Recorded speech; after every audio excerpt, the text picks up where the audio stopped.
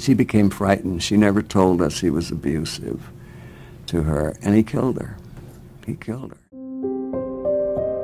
What drives someone from fame and adoration to the darkest depths of human behavior? The world has always been fascinated by celebrities. Their lives often seem perfect, full of glamour, talent, and success. Better to cry in Rolls Royce than to be happy on a bicycle. That's it. But behind some of these shining facades lurk shocking and horrifying truths. Today we're uncovering the stories of famous figures whose romantic relationships ended in murder. From shocking crimes of passion to premeditated acts. Brace yourself as we explore the unsettling cases of celebrities who murdered their partners. Part 1.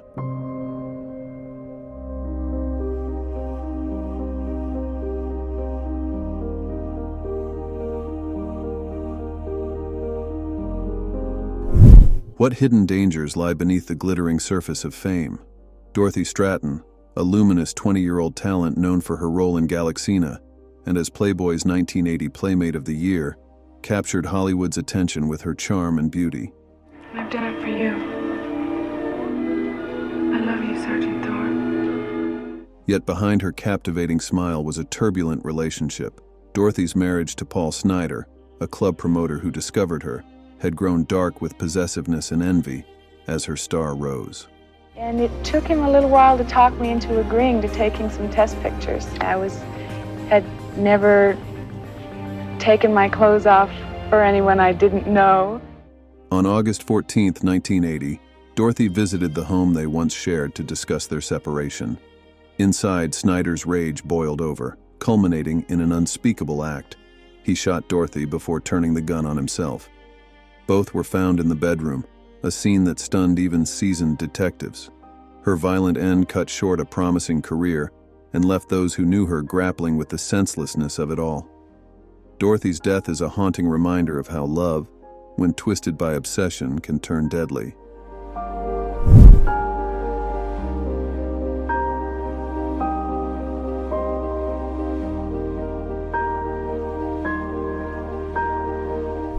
How could a promising young actress's life end so suddenly?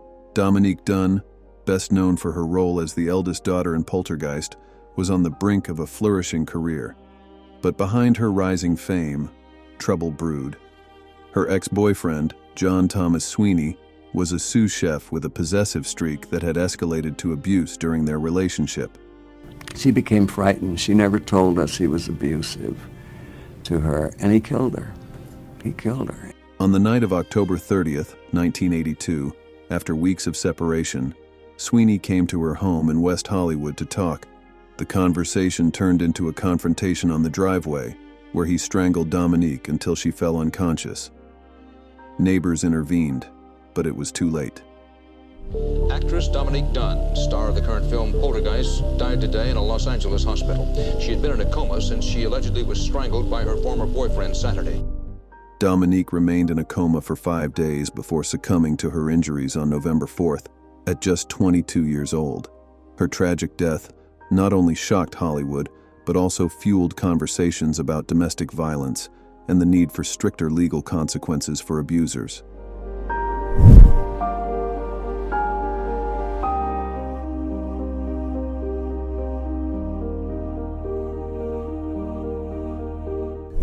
Maurizio Gucci's life was a mix of glamour, legacy, and ultimately betrayal, more dramatic than fiction.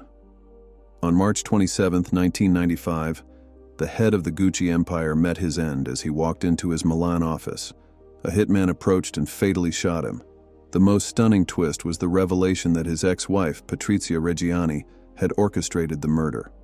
Known as the Black Widow, Patrizia's motive was a blend of deep-seated resentment over Maurizio's new relationship with Paola Franchi and the cut to her alimony that followed their divorce.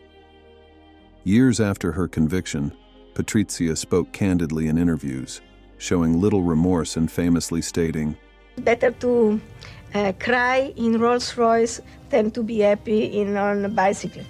That's Her chilling nonchalance captured the public's imagination and cemented her as an emblem of wealth corrupted by vengeance.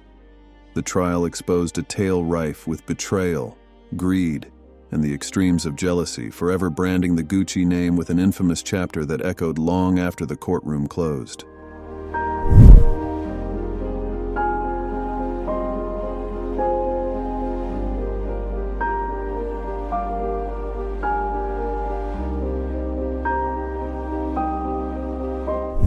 Well, I just want to mingle with the American people, talk with some real folks, maybe get a Diet Coke or something. Phil Hartman was the voice behind countless laughs, from Saturday Night Live sketches to beloved animated characters. But on May 28, 1998, his life was abruptly and tragically cut short. Phil Hartman spent his final day, May 27, 1998, much like any other, working on projects and spending time with friends. He had dinner with his children, Sean and Bergen, and ended the evening at home. However, tension simmered beneath the surface due to ongoing marital strife with his wife, Bryn Omdahl Hartman. Their relationship had been troubled by her struggles with substance abuse and the insecurities that plagued her. That night, Bryn attended a friend's dinner party, reportedly drinking and later consuming cocaine. When she returned home around 2 a.m., the couple argued, as they often did when she was under the influence.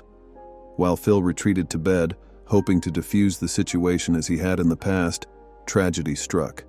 Bryn entered the bedroom and, in a sudden and tragic act, fatally shot him 3 times as he slept. After the shooting, Bryn left the house to visit a friend, confessing what she had done.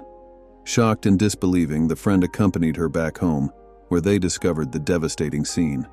Police were called, and as they arrived at the scene, Bryn retreated to a room. Moments later, a tragic event occurred, and she passed away.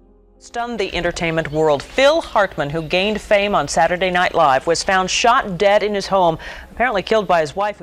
The heartbreaking details of Phil's last day and night illustrate how hidden tensions and untreated personal struggles can erupt with catastrophic results. The comedy world lost a beloved figure, but Phil Hartman's spirit continues to live on through his timeless work.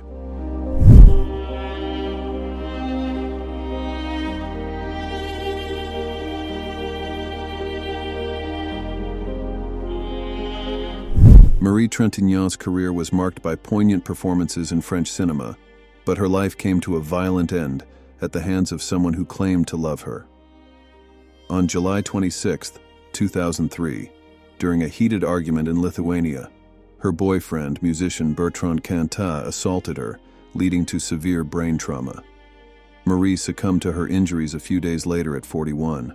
Her death sent shockwaves through France and sparked conversations about domestic violence in the arts community. Marie's life and tragic passing are a sobering reminder that no one is immune to abuse, regardless of fame or success.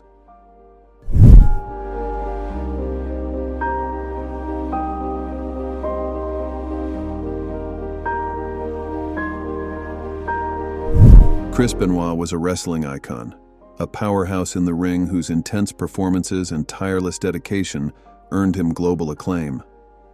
But on a tragic June weekend in 2007, his legacy was forever altered. The wrestling world and beyond were stunned by the news. Benoit had murdered his wife, Nancy, and their 7-year-old son, Daniel, before taking his own life. The grim discovery in their Georgia home unraveled over several days, marked by missed events and cryptic messages sent by Chris to colleagues. Investigations revealed that chronic traumatic encephalopathy, CTE, a condition linked to repeated head trauma, likely played a significant role, contributing to Benoit's deteriorating mental state. Coupled with anabolic steroid use and personal stresses, it created a volatile mix that led to the unthinkable. Nancy, a former wrestling manager known as Woman, was found bound and strangled, while Daniel had been suffocated in his sleep. This devastating incident reshaped the wrestling industry's approach to athlete health, sparking greater awareness around concussions, CTE, and mental well-being. Yet Benoit's storied career now stands in stark contrast to its tragic end, serving as a somber reminder of the unseen battles some stars face behind their fame.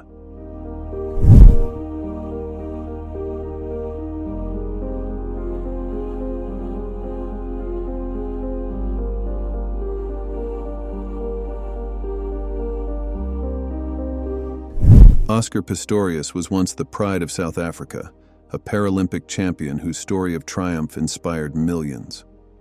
But on February 14, 2013, that image shattered. Pistorius shot and killed his girlfriend, Riva Steenkamp, through a locked bathroom door, claiming he mistook her for an intruder. The trial that followed captivated the world, blending celebrity, tragedy, and questions of intent. Though convicted of culpable homicide and later upgraded to murder, the incident left a legacy of heartbreak. Riva, a bright and promising model, became the face of an irreversible tragedy where love, fear, and violence tragically collided.